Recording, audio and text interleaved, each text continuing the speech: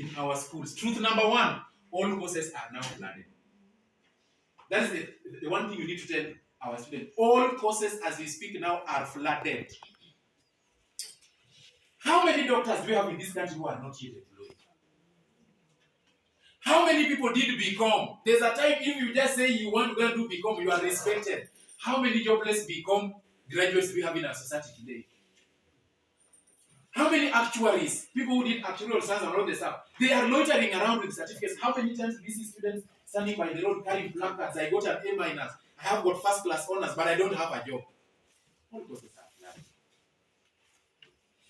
Number two truth is that universities and colleges are commercial entities.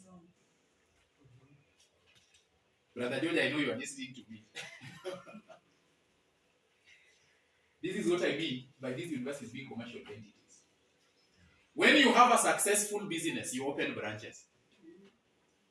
And that's why universities are opening branches everywhere. Number two, some of you have gone to shops whereby if you are going to buy an item and the person in that shop does not have that item, he's saying, let me just go to the store I'm going to bring it. Then he disappears behind the shop, goes to another shop, bargains for the item, comes and sells and gets the item to you. According to you, you feel like this person is the one who has sold this item to you, but the item was picked from another shop. What do I mean? You go there for medicine, tell your students you go there for this medicine you are crying about, you will miss the medicine, they will give you a course they want. Because by the end of the day, they are not interested in about you. And tomorrow, they want your money. What we call capitation. So they have no problem, even if you are going to be there and you are going to do anthropology or whatever you want to do with your life there. There's a time when the university are being told that BA is Bachelor of Being Around.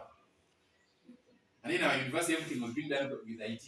So they say, if you are doing BA with IT, they say Bachelor of Being Around with IT techniques.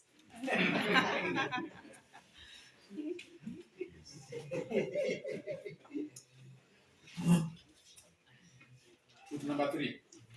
Some courses that appeared lucrative in the 90s are no longer lucrative. Right now, there's no course that is lucrative. Colleagues, there are courses that we can agree that when you are growing up or you are growing up, you could even get a job before graduating. These courses are no longer lucrative because everybody is there.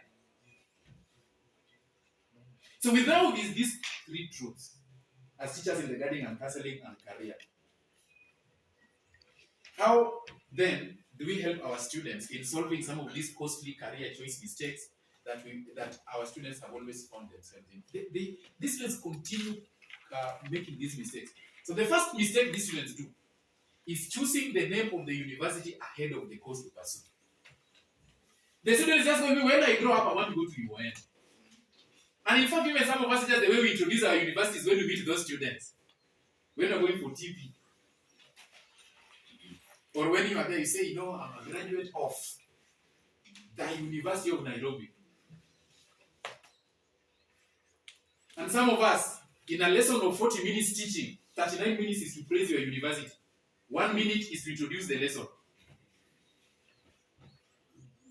So the student grows up knowing that it is only this list. These are the list of the universities that you have. These are the universities. These are not universities. Let me ask you, colleagues. If today that daughter of yours or son of yours who is in high school, tell that student of yours that I want you to go to Taita Taveta University, what would be their response? What would be their response? Okay, let us start with you. Taita Taveta University, for example, George is here, is an officer of the university. He comes and tells you that we visit this school, we met this girl or this boy, this is your child, and we feel like this child, we want him or her to come and pursue this particular course in Taita Taveta University. What will be your response? Will you readily accept? What did you say? You come from which university? Taita Taveta. Because at the back of our mind, wherever we are, there's a university that you are having at the back of your mind where you want your child to go to. So we choose the name of the university ahead of the course to pursue. And as we said, these universities will welcome you with open arms. You want UN? Come. You wanted medicine, you can't get it. Nursing, you can't get it. Engineering, you can't get it. So kindly check, do we have any course there? Yes, we have a course there. Which course? Bachelor of Arts, English. So that when you finish, you become an interpreter in your church. Number 2, choosing marketability of the course rather than your personal ability and persuasions.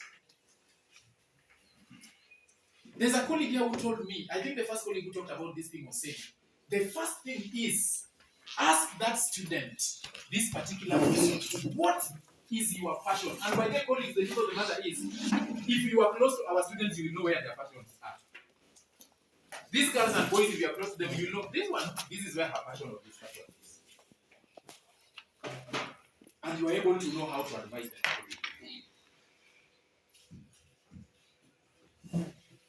You know what this student is good at.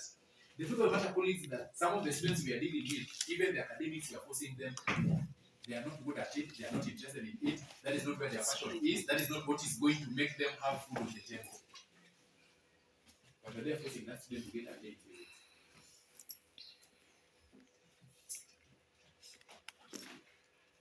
Recently, there's a boy we taught in high school posted something on TikTok. Akasema sasa mimi ni daktari. Sasa I'm still wondering how shall this education, which I learned in high school, is helping me in what I'm doing right now. That is our curriculum. We have to learn it.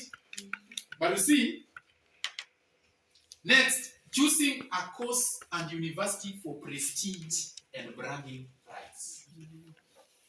So that when the boy comes home, the village must bow because the king is back. Look at the course the king is doing. The king is in University of Nairobi or JKUAT doing geospatial. You know, colleagues, there's of course that have got very good names. The name is good. But when now you start poking holes in the content of the course, there's nothing. No, when the boy comes and meets our girls, he's in the university, he comes and he's telling people around, no, I'm in the University of Nairobi, I'm doing geospatial engineering. They don't know the name of the course, but they know this person is a powerful man. In fact, for some of our schools, those are the people who are called to become motivational speakers, to tell students how they made it, to do such kind of big courses in those big universities. These are the mistakes as career teachers we need to tell our students. Next thing, going to the university to secure a white-collar job.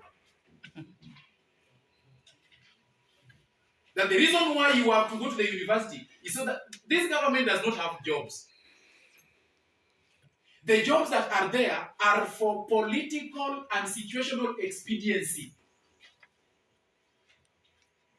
Colleagues, today if I were to pick a black card and go stand on the streets of Nairobi and say that I got an A, I am jobless, please help me, a politician will come for political mileage and a job will be found for me. Political expediency.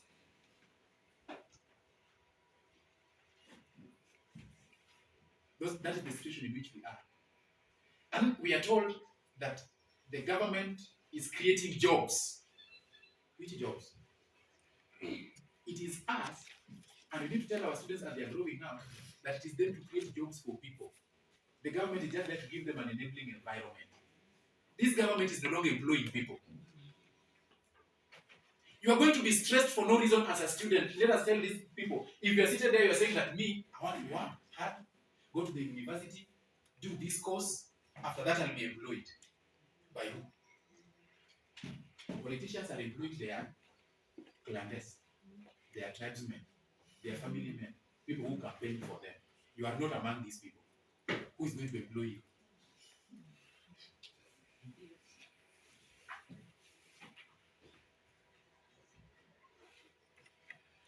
Recently, I was involved in a school where I was talking to students, and some two girls came and told me this. Actually, just around with it, so the girls came and told me, you know what, mwalimu? Sisi kama wasichana, by being beautiful, 80% of your life's problems have already been solved. So they are told. 80% of your life's problems have been solved. I told them a very valid statement from somebody called Robert Mugabe. It's a statement that is so much in the internet. I know that there's a certain old man who spoke a valid statement and said, when God creates a beautiful woman without brain, the private parts suffer the most. Yeah. So as you are being told that your beauty is your currency to succeed, be ready. There are no free lunches in Kenya. It's true. And I told them, your beauty will give you that job. Yes, we agree.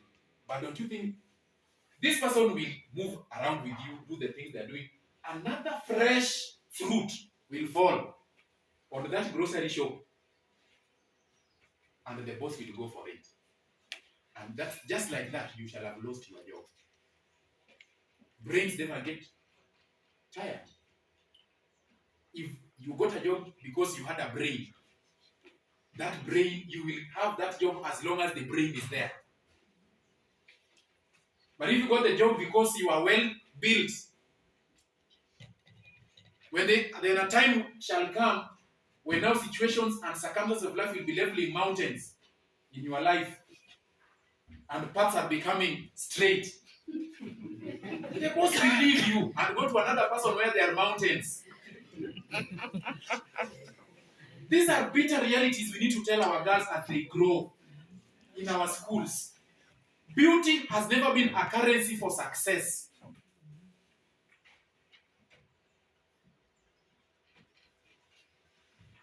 Now, I want to challenge us colleagues in this particular point. Other than this teaching we are teaching, what do you do? Today, let's say you are dismissed from that job. Will you look for a rope? Other than this job we are doing, what else do you do? If the answer is none, then you are here. You are looking for a white-collar job, which you got. And after getting it, you arrived. You arrived safely.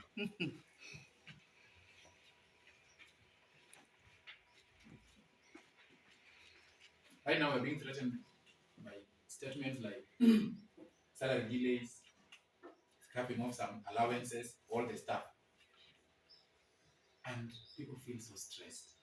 We feel so stressed. Reason because we have trained ourselves only to have one source of income. It is true that TSA has made it very difficult anyway for us also to have that side hustle. But I tend to think a person with passion, your passion will always speak to you to do something. I know colleagues who are teachers and they are in the arts industry. I know colleagues who are teachers and they're doing specific. Some are even very successful agriculture people. They're doing agriculture, they're in the agriculture, doing a lot of things. And even if this job were to be taken away, their lives can still continue comfortably. So these are guys who went to get knowledge. And we need to train our students that we are not taking to the university to go and get a white-collar job. Go to the university, get the prerequisite knowledge that is needed so that you can be a self-reliant Kenyan tomorrow. And because now you have got the prerequisite knowledge that is needed, after graduating, as you are outside there, you are waiting for a job to come. We tell them that as you wait, do what waiters do. They serve.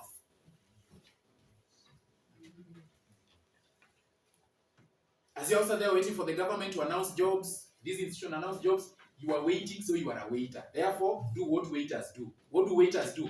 They serve.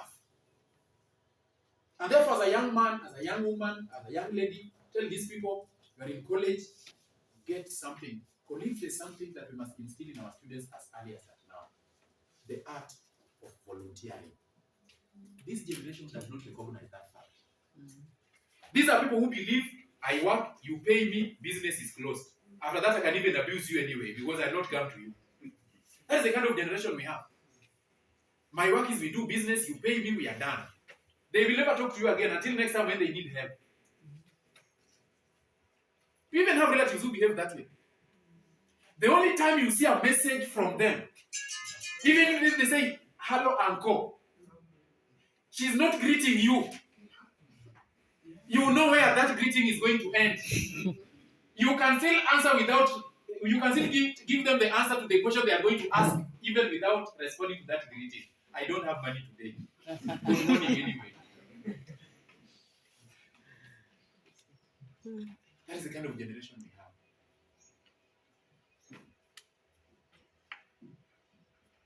Our students are not students, and the generation we are raising are not those who can go and volunteer. But in the process of also training our students for careers, we must also be able to tell them that volunteering holds a very special place in the heart of securing connections in your career pursuit. This boy or this girl passed through your hands, dear colleagues, and went to the university to do, let's say, for example, a course in education. Let's take education, for example. Our young boys and our young girls who are doing education, before they go for TP, do they walk into schools and teach for free? Can they go to that school where because I know if I graduated from Kenyatta High School, that is my former school, for example, and I've gone to Kenyatta to Taita Taveta University, it is long holiday. But even if I come to Kenyatta High School and I'm an old boy and I say it is long holiday, I've come here maybe just to sharpen my skills, I don't think if the principal will deny them the opportunity. In one or the other, they will be accommodated around. But these boys and girls will say, without money, I cannot. And I was talking to some students, I was telling them that I thank God because since I ever started doing education, there's not any single day I have not been in a class. Right from first year. Actually, I cleared class 8 and then I went back to my former school to go and teach class 5 and 6. Then when I was in Form 1, I would come now and teach class 7 and class 8. After Form 4, I went to a certain school near our village that had just started, that was in Form 2. And I told the principal, and I want a job. The principal told me, in which university are you? I told him. Then I gave him some of my transcripts. He said, we are not able to pay. I told me, I didn't tell you I will pay me. I have my bicycle here. I can ride this one from home. Just give me a class and teach. So he felt uncomfortable because some of these principals know that it's just as a request to volunteer. Then after that, you begin to blackmail them. So the old man there was not very comfortable. Then I got news that my chemistry teacher in high school was made the principal of a neighboring girls' school. Now the school where we were having the case of Grace. I walked into that school. I told the principal, I'm at home. It is long holidays. I'm very idle at home. And an idle young man is a very dangerous young man. So, ma'am, I want you to give me a job. And they said, we don't pay people who have not graduated. We don't even have a TSA number. So I can't pay you. I didn't matter. I didn't come here to be paid. Just give me a class.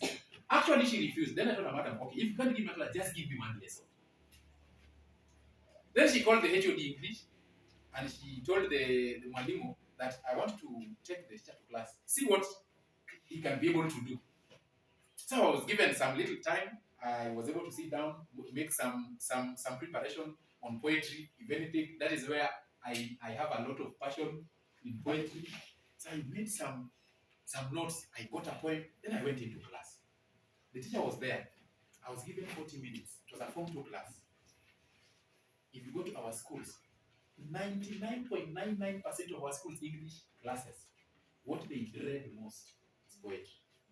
That's what they fear the most. So I went there and I was given 40 minutes.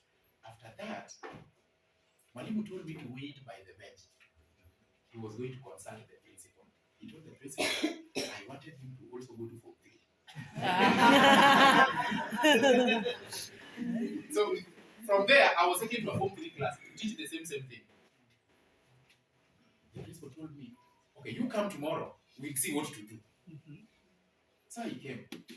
When I came, there's something that I realized. The Form 2s that I had taught were going to other Form 2 classes and sharing the same thing with people. And just like that, I was given a class. Form 1 and Form 2. And I was told, remember you came here, we said you are volunteering, so we are not paying you. We are just giving you class. I don't know if it's okay, but I only taught for 2 weeks. Then I was called, go to the bursar and give him your details. So I'm a first year, the first semester, we are just out for long holidays. I'm being paid like those ones who are already graduated. I don't even have a TSC now. Passion. And the power of volunteering. Let us tell our students that in volunteering, somebody will see you. And there's a question somebody will ask, who is this boy? Who is this girl? In as much as we have a generation whereby a young girl walks into a company, the first thing she looks forward to is how to mingle with the boss. I need to tell also our students that in volunteering, as you prepare for these courses, there must always be, I want to be an engineer. How do I get there? So the first thing is volunteer. Number 2, getting role models. I cannot want to be a doctor. I'm in the university doing medicine, and during long holidays, I'm riding boda boda, and I spend all my life during holidays with boda boda operators. How do this boy influence me?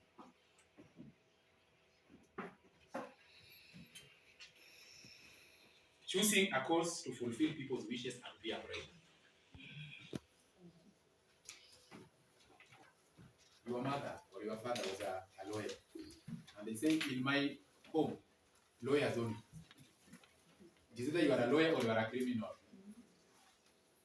No, nothing like any other course. And this takes me to a certain student I taught some few years ago called Gordon. And the boy comes from a family where the father is a doctor, a medical doctor in Kisumu. So the father said that everybody in my family must be a doctor. So Gordon is the fourth born in that family. The first born, the second born, and the third born, all of them are in the medical institution, so the medical world. So Gordon comes up, a small boy. And the father asks, he tells the father actually that, I look at myself, this thing of medicine is not clicking with me. The father told him it is medicine, or you are not, I'm going to disown you. And the boy told him. So the father was able to climb down and ask the boy, what do you want to do? So when we were in that conversation in the career master's office, the boy said something that even himself, he can only give us a rough picture of what he wants. He does not know the name of what he wants. Actually, sometimes that is the case we have with students. You know, me, I want a course that deals with this. It is you to place that student where she is supposed to be. A student is coming and telling you that, Mwalimu, this course of, you go outside there, you are talking to people, you convince them to buy this thing. You know what that student is, what that student wants. Because what our platinum created on the offices said, was that would say, they're coming to convince you. And when they come to tell us about their products, they send beautiful girls to sell the products. Then we take the products. Then now when they are coming to reclaim their products, they send strange people.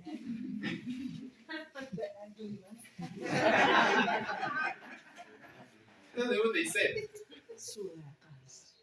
This is what God told the father in that office. Dad, I want to go and do computer and then do these things that deal with computer games. My son that I gave birth to, he wants to go to the university to do computer games. So we tried to place where that boy could be. Then one of the teachers said that, could this boy be talking about software engineering? And the boy did exams and got an A- of 80 points. So when he was to make a choice, then he was to go for software engineering. He went for it. To cut the long story short, actually that is what he wanted. I can tell you what that boy has done to the family. Even the first 3 doctors have never done. Passion, where the student passion is. But now, when you pile pressure on this student, we have parents who want to live their unfulfilled dreams through the lives of their children. I wanted to be a doctor. I ended up as a witch doctor. My child must be a doctor.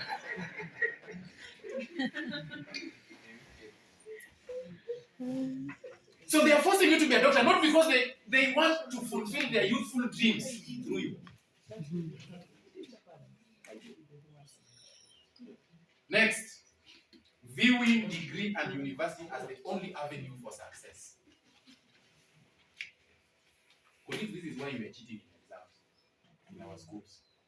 Because it is a university or you are a failure. You will be judged by how many C pluses and above did you produce. In short, what they are asking you. And in fact, you will see down there, every time KCSE results come, you bear me witness, they put there the mean score, the school mean, and then they say transition to the university.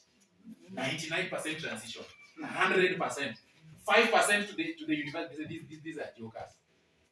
5% only. These are killing the dreams of children. Wastage. You are wasting our children. 99% wastage.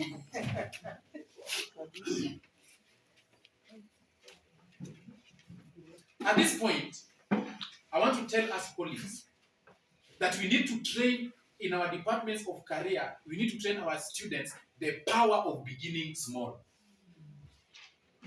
We need to tell these boys and girls that you can start as a certificate holder and end up as a PhD holder. It is possible. My Dean School of Education, the university where I did education, after Form 4, he ended up going to do P1 in a local TTC around. But right now he's a professor. P1. Some of us, the truth of the matter is that by the grace of God, we have been able to upgrade our certificates, and here we are. So telling students that the only way to success is through degree is lying to these students. By the way, we need to tell our students that most employers are no longer looking for degree holders. Because degree holders go into employment with an ego. I already have a degree. They go there with corporate power mentality.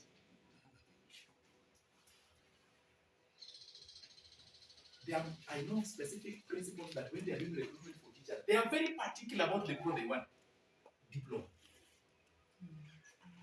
So you go there with your suit, you tell them I got first class, so you think congratulations. But I want diploma. Because these principles know that diploma is hands-on. Degree is theory. Colleagues, even some of us do not know how we got the certificates we got. That is the truth.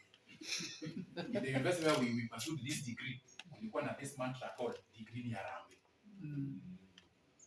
Somewhere along the way, you got your certificate. How did you get this degree? You go to Maze. That is the truth. Some of us literally copied everything. The only thing we did copy is people's names and admission number. We copied everything, and here we are successful. That's the painful truth. Reason, we found ourselves pursuing degree. And we knew that the only way, these are guys that, when students graduated last time, there was this joke that was all like that. I missed several lessons, but I have graduated.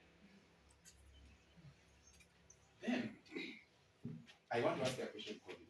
That student you helped to cheat in an exam in 4-4, if you go into a hospital, and you, after several years, you went to a hospital, then you realize he's the one who is supposed to be operating your heart, that is developing heart failure.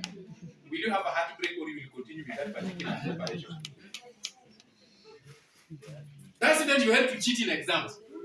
The boy who was getting C+, D-, D+, from us, we have cases where the last exam to cases the student got a C-. Then in cases the student has got an A-. Miracles still happen during our time. You know what you did. The society celebrated you. Now, karma has come to catch up with you. You have gone to hospital. You want to be a very sensitive operation. See who is holding the knife in quotes. You are a miracle student. From what will you do?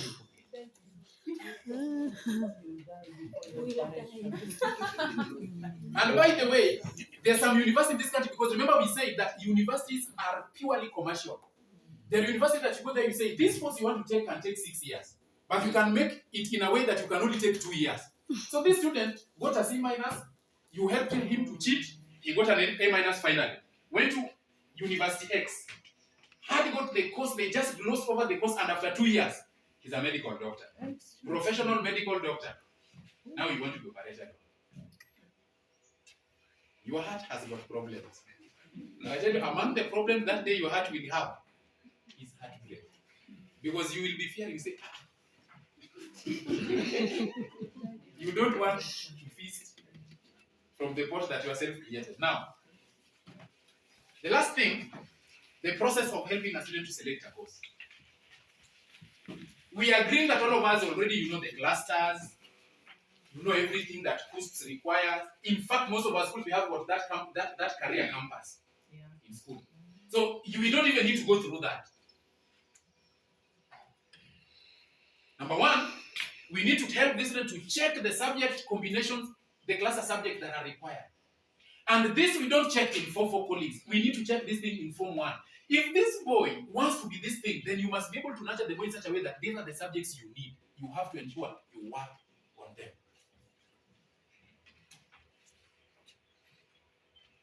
Then, once you know that, 2, check on all the accredited universities offering the course you want and their cut-off points. And here, I want to give you a secret that we need to tell these students. In this country, what you need is accreditation. If Taita Taveta University today were to start, let's say, for example, School of Education Arts, which I'm told they are almost starting, Education Arts. Your question is, has that thing been, is it approved? Because we found ourselves sometimes, in the university, there's a certain school within the university, a certain faculty within the university, where students had pursued a course from year 1 to year 3, almost going to year 4, only for them to be told that that thing is not being recognized by the government. And you're in year 4, year 3. They rioted in the school, they did all they could do, The girls who are there decided, some who decided to go and get married, others decided to go and start another course. The men who are there decided to drop out of school because it is frustration. That thing even became suicidal for some students. Imagine spending 4 years in school, only for you to go outside there, you are told that this course is not recognized anymore. So you have to tell the students, we have to help them or they have to help themselves. And that is why we are talking about the power of IT in career choices. We have to know these facts. And this is where the game is. University of Nairobi is offering law. Cutoff 46.88, for example. It is accredited, it is approved, it is known. Because most of the lawyers we have, everybody telling you, Bachelor of Law, Nairobi. Everybody in Nairobi. Some of the great politicians in Nairobi. Then Taita Taveta University decides also to start to offer law. The truth of the matter is this. If that law has already been approved, the university is accredited, Taita Taveta will not have cut-off points like that one of UOM. So this boy will be doing law in UOM. This girl will be doing law in Taita Taveta University. By the end of the day, if diligence was put on by the two students, they can still be able to compete so favorably outside there. The name of the university notwithstanding. There comes a time that you can stand before people and you introduce the big university you have, all the positions you have, and then beyond introduction, you cannot offer anything to people. It is true. You can call your name professor, doctor, whatever, reverend, nini, ambassador, all those things. But beyond that introduction, there's nothing you can offer people. So, tell this student that if I were you, I want to do law. That's where your passion is. The law for Nairobi University is so competitive. You can still qualify for it, and a person who did not qualify will pay and will get your slot. And there's nothing you will do.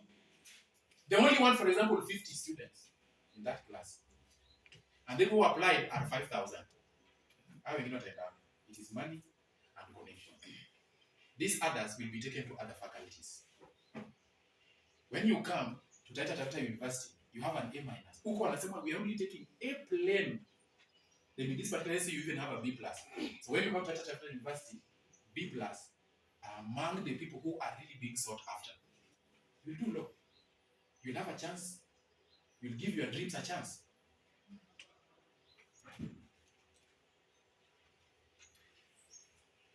Check if you and your family can afford to sustain the lifestyle demands of the university you are choosing. Why are our girls being killed in Nairobi today? Why are people hacking and mbona siku hizi tuko na mapenzi ya kukata na shoka? Mbona nakatakata wasanii wetu na shoka? Reason, these kind of things. And I want to make it plain. Colleagues, let us tell the students the plain truth. Let us unpack the truth for them. A young girl who has suffered in Bololo here for 4 years or 12 years has qualified with a C+ to go to the university. Is insisting that she wants to go to KU in Nairobi. Look at the lifestyle and the life demands of people who are in Nairobi. You buy everything. You can't survive. Literally, you can't survive. You have to steal or con people or do prostitution or do something to survive. Because even right now, the government is contemplating scrapping off hell. And even before it is scrapped, it is not even there in the first place. They are giving you 35,000 shillings. You can't even pay your own fee. And you're talking of paying accommodation and your life to finance your lifestyle. Now let us compare these two students colleagues. One, student A comes from Bololo and comes to Taita Taveta University. Can that student come to Taita Taveta University with a motorbike? Yeah. From Bololo here? Yeah. And even more. It's a working distance. Good. That student can choose to go and live at home and come to the university, or can still get a local place here where she can be able to reside. Kikiumana, that student can walk home na apate gorogoro moja ya mahindi, ama mchele, ama maharagwe, ama ndizi mama ametoa Taveta, akuje nayo kwa hostel na sukume maisha. Huyo mtoto anaweza toka hapa aende nyumbani asaidie mamake hata kwenda kwa shamba ama kuuza kuni na apate pesa na kuja lipe rent, because the rent is not expensive anyway. That student, if there's a strike today, she only needs to confirm if the place he wants to escape through has got no fence. Then she's safe. She will arrive home safely. Even if she decides to check this vector, she will go home. If she decides to go this way, she will go home. Because it is just next door anyway. Now let us take the student in Nairobi. Huyu mtoto anaishi, for example, let's say Kayole. Hapo ndo tunamepata nyumba. Rent yake is around 8,000 or 10,000 per month. Ananunua maji, ananunua chakula, ananunua kila kitu. Fare yake ya kutoka kwa nyumba kuja kwa shule bado hatujazungumzia. Mama yake nyumbani, after even getting meal for a day, cannot. This is a child who was educated using CDF. This is a child people had to come together and contribute finances for her to go to the university. Then she goes to the university. She's a young girl from the village, innocent as most of our girls are. You need money. You don't have that money. Where do you end up? In the hands of somebody who is going to kill you. There are no free lunches in Kenya. Our boys, they start joining these groups of betting, gambling, conning people, robbery, a number of things, so that they can make ends meet. When they come home, kama wewe ni mama kanisa, ama wewe ni mkubwa kanisani, comes and joins you in church. Remember yesterday we said, you are in church and you are a God-fearing person, wewe ni mkubwa kanisani, watoto wako wote are automatically saved. So when they are there,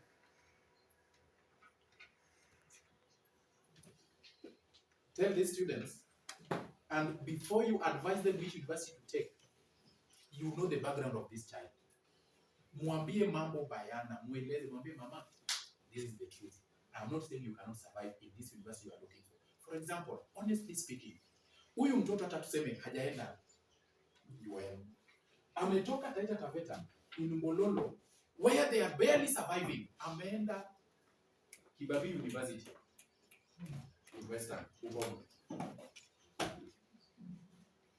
Mambo ya vile ata survive ajui. Kwanza fare yake ya kutoka hapa kwenda huko kwanza, the parent has to scratch himself or herself. Let us tell our students these realities. Even you as a parent, if you are having a relative or your child, tell these people these realities.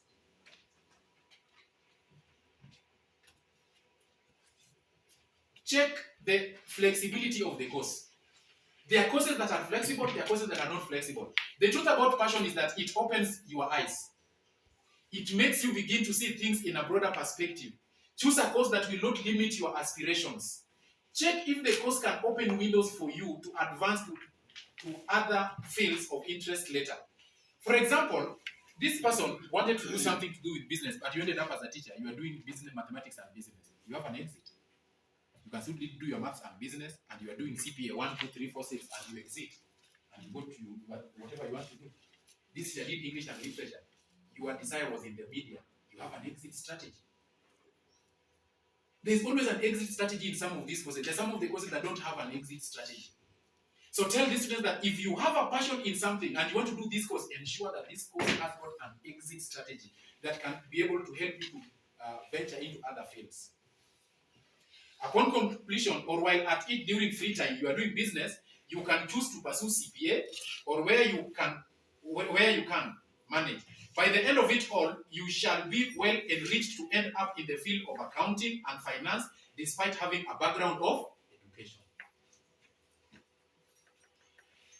So these are things we need to tell our girls and boys. You want to do accounting and finance? Yes. But now what is on the table is education. Go for maths and business. You got a C plus maths, a C plus business. Good. So you are going to kill two birds with one stone. Accounting ikishindikana, wewe ni mwalimu. That's why some universities that are offering biology and agriculture combination, they have got that part of agricultural extension. If you cannot be a teacher of biology and agriculture, you will end up being an extension officer. Because there's always an exit strategy. Check the relationship between the course you want to take and your talents. And now here, nothing kills the worth of a man like living with stifled talents. You can agree with that with me and colleagues in schools. Those who want to do drama and music and the principal is, or you want to participate in games, and the principal keeps on telling you the school does not have money. You can imagine how frustrated and unhappy you are in that school. That is how frustrated a student can be when you have got stifled talents. And we say that if you kill your talents, you will be a graduate who is just an empty shell. You have the paper, but there's something that must back your paper. We must tell our students this thing. It's not just about presenting your paper. I have a degree. What is backing your paper? The truth is that your field is either public, for example, in this case, you realize that you are just naturally gifted with convincing words and public relations. That these students, even when you meet them in the morning, good morning, sir. How are you? The way they talk to you, they are very nice. I know of students in my school that you have called these students, you want to punish her because she has annoyed you. The way she's going to greet you in the morning, she's coming to the staff room, she's asking you, good morning, sir. How are you? How is your morning? You see, this student is disarming you slowly and you don't know. How is your morning? You're telling, lie down, I want to kill you. What is wrong with you? It is not possible. And the student is going ahead and saying, give an answer. Okay, I woke up today, maybe just one problem of water, but we are okay. I'm told that you wanted to see me. you let that tell you anyway, just go. I'll call you later. This kind of students who have got very good PR. You can tell this student that I look at you, the way you do things. Those girls of ours who are good at dancing, you can fix them somewhere. So that they don't just complete Form 4, then they go to TikTok to share what their mama gave them. That talent can be tapped and used somewhere.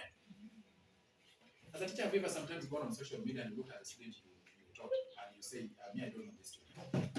You get ashamed when you see fellow teachers. what your own student is doing.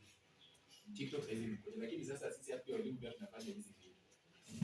Napata mwalimu pia anawachilia tu kwa TikTok mzuri. Na wanafunzi wako wana comment, teacher umeweza.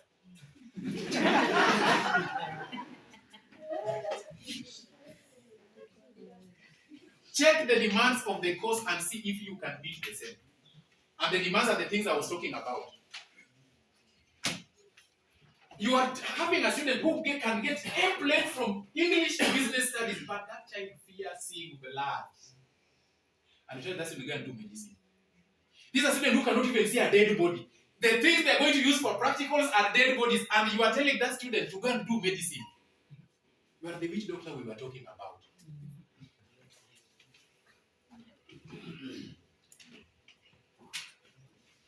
So, they have scored an A in all subjects. They can't do medicine because it involves using dead bodies at some point to do practicals. If we will not put up with a face of a dead body or a dismembered body after an accident, someone burnt beyond recognition, or even wounds that gush out blood, please choose another course apart from medicine. Tell them. Because utakuwa unashona watu umefunga macho. Alafu naacha pamba huko ndani. If the student is very talkative and has got very short concentration span, the students who can only, in a lesson of 40 minutes, only 10 minutes, they are done with you. What you are doing is mere noise. Very short concentration span. That is the student you are telling is going, suppose, now it's very bright. Anapata A-plane, kila kitu. Na kuna short concentration span. Only mtu mwenye anaanza kufanya operation, and you know it needs concentration. Concentration span yake is just 30 minutes. You can imagine what will happen to that patient if that is a doctor.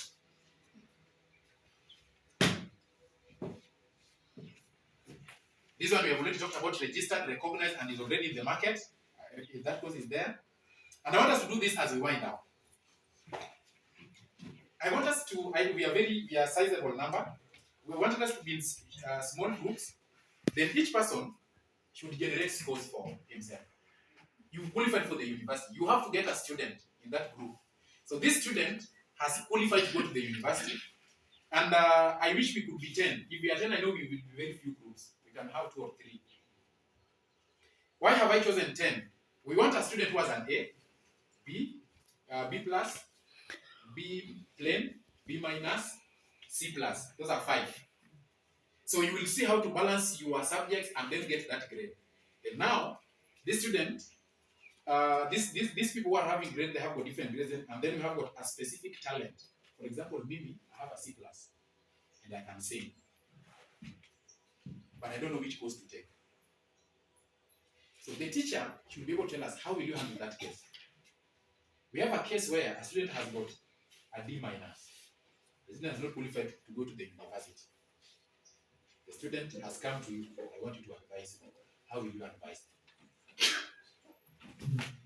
So I would request like this. 1, 2, 3, 4, 5, 6, 7, 8, 9, 10. We can do 1 group, then we can do in the groups of 10, then we do this and we finish, we go for tea, then we come back, we line up the remaining session.